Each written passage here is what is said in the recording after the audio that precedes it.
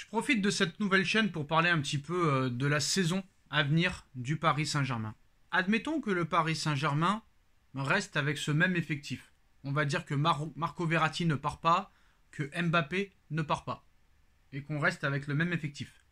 Je pense que très clairement, si on continue à jouer comme on l'a démontré contre Toulouse et contre Lorient, ça risque d'être très compliqué. Tu vas te retrouver devant des blocs très bas, devant un jeu téléphoné, parce qu'apparemment Monsieur Luis Enrique meurt avec ses idées. Luis Enrique n'est pas trop dans l'innovation, il aime bien le turnover. Donc même avec des Mbappé, des Dembélé et des Kolo Muani et tout ça, dans ce système de jeu là, le tiki-taka, la passe à 10, du handball, et on attend l'ouverture, contre des replis défensifs, ça risque d'être très compliqué. Alors contre des équipes qui ressortent le ballon et qui restent pas derrière, je demande à voir. Mais moi, sur ce que j'ai vu de ces deux premiers matchs, c'est très inquiétant. N'oublions pas qu'il n'y a plus 38 journées, il y a 34 journées.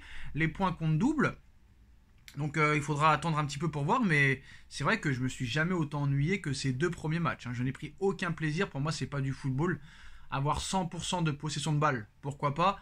Mais si tu ne sais rien faire du ballon, ça risque d'être vraiment très compliqué. Maintenant, si Marco Verratti s'en va et Mbappé s'en va, là j'ai vraiment très peur. Alors heureusement, le Paris Saint-Germain évolue en Ligue 1. Heureusement, la Ligue 1 est très faible.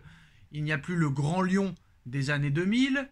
Il n'y a plus le grand Olympique de Marseille des années 2010-2009.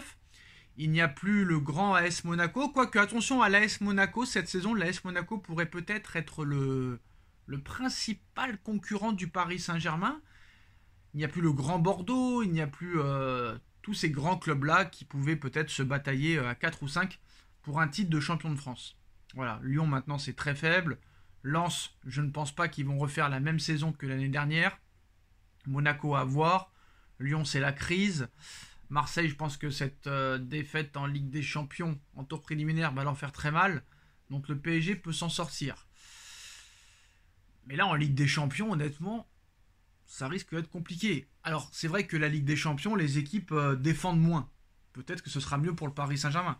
Mais moi, sur ce que j'ai vu de Luis Enrique avec l'Espagne, ce que j'ai vu de Luis Enrique avec le Celta Vigo, avec la Roma et la dernière année au Barça, la dernière année, je précise, moi, franchement, il n'y a rien d'extraordinaire. Pour moi, ce n'est pas un top coach. Loin de là, ce n'est pas un top coach. Et quand il a gagné la Ligue des Champions avec le Barça en 2014-2015, avec l'équipe qu'il y avait sur le terrain, n'importe qui aurait été champion d'Europe, champion d'Espagne et tout le tralala avec cette équipe-là. Très clairement. Maintenant, les supporters parisiens sont très confiants. Ils ont vu 2 très bons matchs. T'es 12e du classement, c'est que le début de saison, ce n'est pas grave, faut pas s'enflammer, faut être patient, ça va arriver. Alors, franchement, j'espère que vous avez raison, très clairement.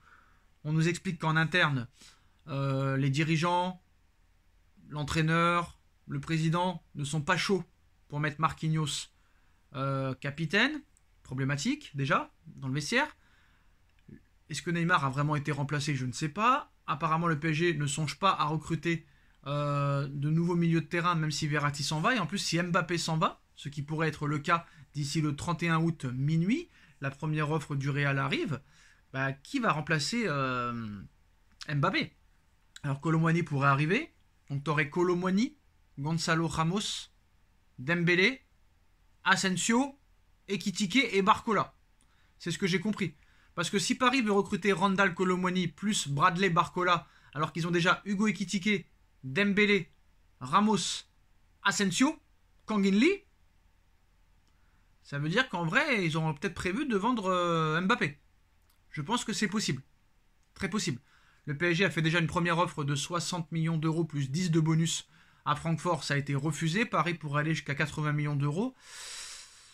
On se demandait quel intérêt Paris avait à recruter Kolo Muani, alors que tu as recruté 80 millions d'euros Ramos, 50 millions d'euros Dembélé, et que tu as Mbappé. Kolo Muani viendrait pour être sur le banc, ou Gonzalo Ramos être sur le banc. Donc on aura acheté un joueur à 80 millions qui irait sur le banc, Ramos ou Kolo Muani. Donc je pense que très clairement, Ils sont en train de faire de la place pour le remplacement d'Mbappé. Voilà, si Mbappé s'en va, là tu auras Gonzalo Ramos, Randal Kolo Muani qui peut jouer sur un côté, Hugo Ekitike, Dembélé, Asensio et potentiellement Bradley Barcola. Pourquoi Paris irait chercher Kolo Muani plus Barcola si Mbappé resterait à tout prix? Donc tu vas acheter 80 millions Kolo Muani, tu vas lui dire mais reste sur le banc. Et en plus tu vas acheter Barcola 40 millions d'euros, toi aussi tu vas aller sur le banc. C'est quand même assez bizarre. Moi je pense que s'ils veulent Kolo Muani 80 plus Barcola 40, alors qu'ils ont déjà Dembélé, Asensio, Ekitike, Ramos en plus de Mbappé, ça veut dire qu'il y en a un qui va sauter. Et comme les autres viennent de signer, Asensio vient de signer, Barcola, tous ceux que j'ai cités viennent de signer. Donc c'est pas pour repartir. Le seul qui pourrait partir, c'est monsieur Mbappé, qui est en instance de départ peut-être. Donc c'est assez catégorique ce qu'on est en train de voir. Et je pense que Paris, s'ils veulent Kolo Muani et Barcola en plus de tous les attaquants qu'ils ont à leur effigie, ça veut dire qu'entre temps, ils sont en train de préparer la vente de Kylian Mbappé. Parce que là, tu aurais vraiment beaucoup trop d'attaquants. Alors d'accord, il faut remplacer Messi. D'accord, il faut remplacer Neymar. Mais là, si tu as Barcola et Kolo Muani en plus, ça voudra dire qu'il y en a un de trop, voire deux. Ça pourrait être peut-être Ekitike. Et peut-être aussi Mbappé.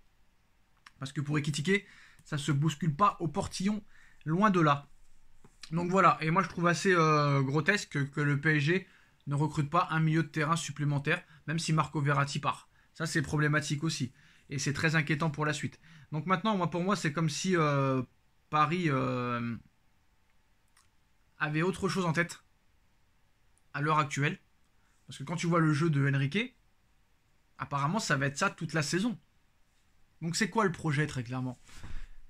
Est-ce qu'il y a vraiment un projet dans cette équipe à l'heure où on parle? J'ai l'impression que non. J'espère me tromper. Match nul contre Toulouse, match nul contre Lorient. On verra ce que ça va donner contre Lens, contre Nice, contre Marseille, contre Rennes, contre Lyon. Et là, on pourra peut-être juger déjà Enrique. Donc peut-être qu'on a jugé un petit peu trop vite. On va attendre la 7e ou la 8e journée, les 2 premiers matchs de Ligue des Champions.